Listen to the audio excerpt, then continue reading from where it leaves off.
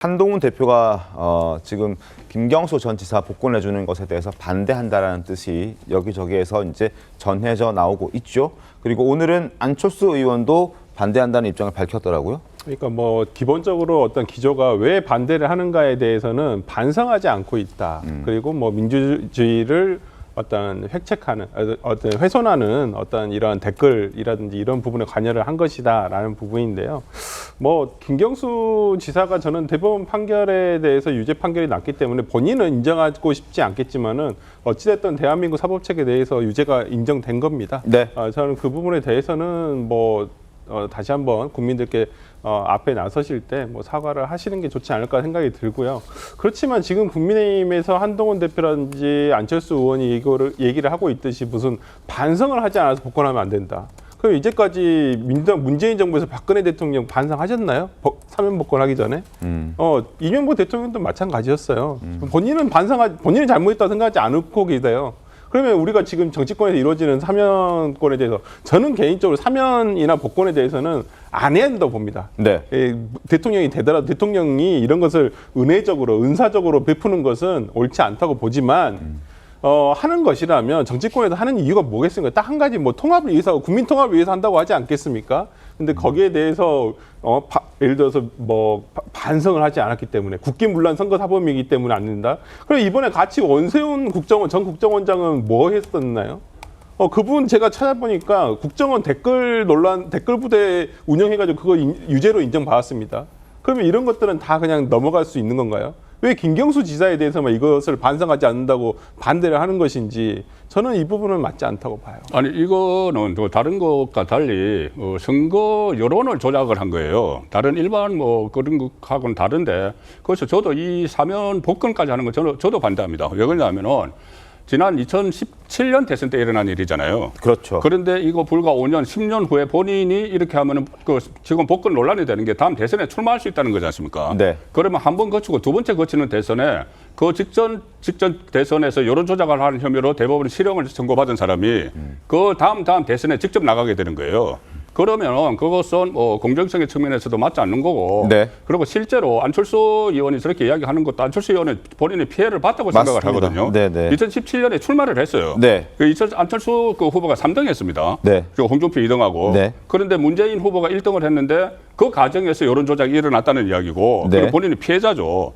피해자고 또 그때 뭐 TV 토론하면서 내가 MB 아바타입니까? 이런 이야기를 갑자기 해가지고 맞습니다. 또 그것도 표도 많이 잠식당했어요. 그런데 네. 실제로 MB 아바타라는 것이 그 매크로에 의해서 막 조작이 되고 그런 부분이 있었거든요. 그러니까 실제 대선에 이렇게 대선 여론에 완전히 나쁜 영향을 준 거예요. 그 김경수 네, 전 네. 지사는. 그런데 그 후보가 나중에 또 두 번째 다음 대선에 출마한다는 것이 그 국민 정서상 저는 잘 납득이 안 됩니다. 그게 제가 조금 전에 이야기했던 것은 대안이라고 하는 것은 네. 민주당 입장에서 대안이지 네. 국민 전체 입장에서는 대안이 되지 않는 거죠. 조금 전에 말씀하셨다시피 이 4개의 재판을 받고 있는 그 정치인의 대안이 네. 이 여론 조작으로 실형을 선고받았고 아직도 그 기간이 끝나지 않은 복권 기간이 끝나지 않은 그 사람이 대안이 된다는 것도 국민 입장에서는 저는 맞지 않는 거죠.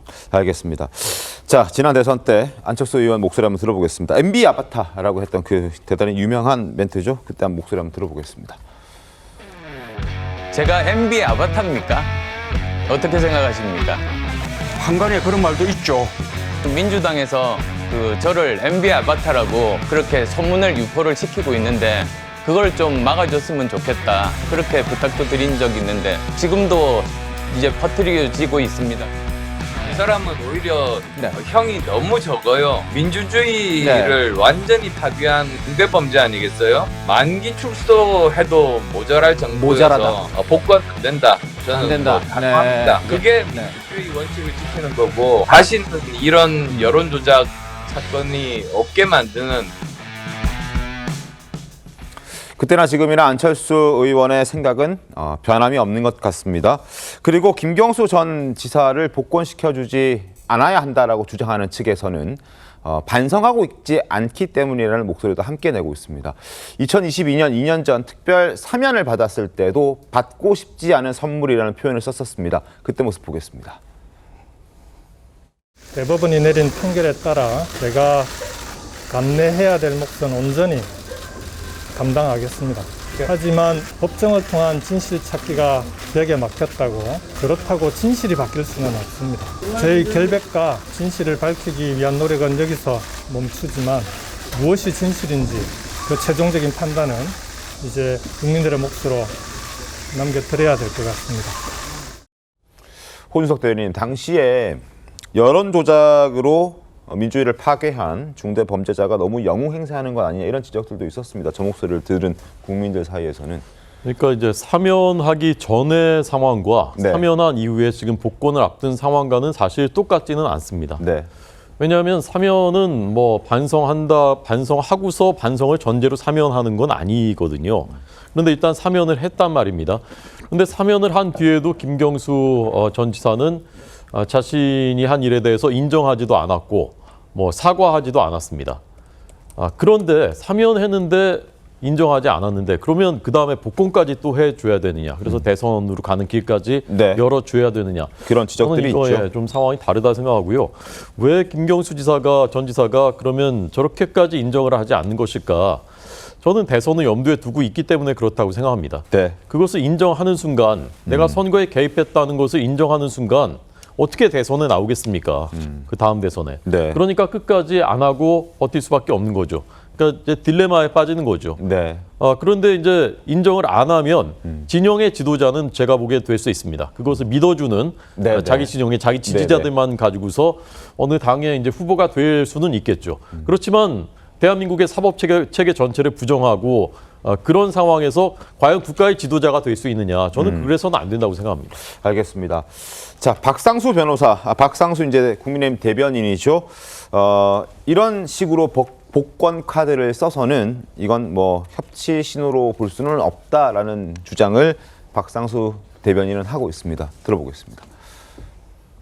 아니 반성도 안 한 사람을 그렇죠. 최소한 반성은 해야죠. 아무리 그게 대통령의 적이라 하더라도 이 상황은 진짜 이거는 너무 비극적이고 끔찍하다라는 생각이 듭니다. 이 협치라는 것은 이렇게 부정선거를 앞장서고 반성도 안 하는 김경수 같은 자를 복권해 주는 게 협치가 아니라 네. 국민들은 정책을 통한 협치를 기대하고 예. 있다. 자, 이제 윤석열 대통령의 결정만 남았습니다. 대통령의 고유 권한이기 때문에 여러 사람들이 의견을 개진한다 하더라도 최종적인 결정은 이제 윤석열 대통령이 하는 겁니다. 휴가 갔다 돌아와서 어떤 결정 내릴까요? 이제 화요일이죠. 네, 화요일인데, 국무회의에서. 예, 국무회의에서 결정을 내릴 텐데 저는 이 고유 권한이라는 것도 그 헌법에 없는 용어예요. 고유 권한이라는 건 없습니다. 그런데 뭐냐면은 헌법과 어떤 뭐 원칙에 따라서 본인에게 주어진 권한이에요. 그런데 네. 그걸 혼자 결정하는 게 아닙니다. 이거에 만약에 여당에서 이것을 신중해야 된다. 지금 그 법무부의 사면심사위원회에서는 이게 나왔지 않습니까? 네, 들어갔지만 이게 실제 이제 국민 여론을 직접 현장에서 체험하는 쪽은 여당이죠. 당이죠. 그렇습니다. 그럼 당에서 충분히 이거 이야기할 수 있다고 저는 봐요. 네. 왜 그러냐면은 가령 예를 들어서 이 대통령에게 법안 거부권을 행사해달라고도 이야기를 하지 않습니까? 네, 그렇죠. 민주당이 막 강행 처리하는 거. 네. 그 대통령의 고유 권한이라고 불리는 거예요. 네. 그 법안 거부권은. 네. 그런데 그건 여당에서 해도 되고 이 사면 복권 문제에 대해서는 여당에서 대통령의 고유 권한이니까 하면 안 된다. 이건 저는 맞지 않다고 보거든요. 네. 충분히 여론을 전달할 수 있다고 봐요. 네, 그러면은 대통령이 윤석열 대통령이 이제 여론을 전달을 받았으니까 그리고 국민의힘 게시판에 보면은 여기 반대하는 그 당심이 엄청나거든요. 네. 그런 것을 전달을 받았으면은 저는 그것을 뭐 수용을 할 수도 있다고 봅니다. 윤석열 대통령이. 그러니까 다시 이제 그 김경수 전 지사의 이름이 명단에서 네. 빠질 수도 있다. 빠질 수도 있다고 보는데 이것은 지금까지 사면 그 복권위원회에서 추천한 것 중에서 빠지는 경우는 거의 없었다고 하는데 네. 그런데 이것은 너무 지금 반발이 심하고 조금 전에도 보셨다시피 어떻게 다음에 대선에 출마를 할 수가 있느냐 대선 여론 조작을 한 사람을 그런 민심을 윤석열 대통령이 다시 받아들이면 네. 아무리 이재명 전 대표가 어떤 식으로 어떤 루트를 통해서 전달을 했는지 모르지만은 네. 이것을 뭐 이번에 또 배제할 수도 있다고 봅니다. 알겠습니다. 어떻게 보십니까? 근데요, 저는 국민의힘에서 이러한 지적을 하기 전에는 먼저 과거의 사례에 대해서도 한번 짚어봐야 된다고 생각을 해요. 과거에 어떤 일이 있었냐? 그리 오래되지도 않았습니다. 형이 확정됐습니다. 그런데 일지 후에 사면 복권한 적도 있어요. 그러면 그때는 어떤 이유로 하신 겁니까? 대통령께서. 그때 국민의힘에서 뭐라고 하셨습니까? 이렇게 김경수 전 지사가 반성 안 하고 있으니까 사면해주면 안 됩니다. 복권해주면 안 됩니다. 라고 말씀하셨나요? 그러지 않았어요. 그리고 또 이번 총선 기간에도요, 특별 사면 받아가지고요, 똑같이 경찰의 댓글팀 운영해가지고 유죄받은 분도 다 특별 사면해가지고 총선에 출마하셨습니다. 그래서 저는 일관성이 좀 있어야 된다고 보기 때문에 사실 그런 거에 있어서 좀 신중하게 얘기를 해야 될 필요가 있다. 그리고 또 대통령과 여당에 이렇게 사면 복권을 두고 이렇게 서로 왈가왈부하는 모습이 저희로서는 참 생소하고, 사실 저희로서는 복권을 모르겠습니다. 해주시면은 감사합니다. 하지만 이렇게까지 커질 일인가? 이런 생각도 한번 해봅니다. 알겠습니다. 어떤 결정 내릴지 한번 지켜보겠습니다. 내일 모레입니다. 화요일 13일 국무회의에서 이제 특사 명단이 결정될 것으로 예정이 되어 있고 예상이 되는데 결과를 한번 지켜보도록 하겠습니다.